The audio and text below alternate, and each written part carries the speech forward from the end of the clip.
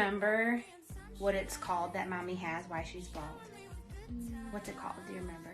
No. You don't remember? It's called alopecia. Can you say alopecia? Yeah, good job. Did you know that some kids have alopecia? Why?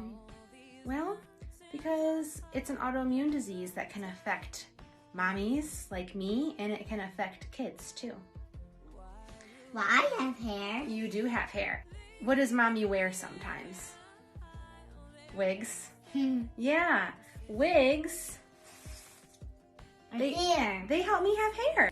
Wouldn't it be really cool if kids who don't have hair got to wear wigs too?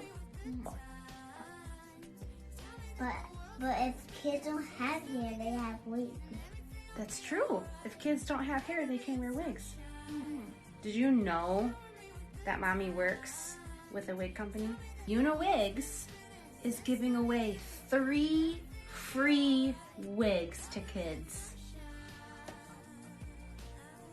Is that cool? Yeah. I can't wait to see which kiddos get these wigs from UniWigs.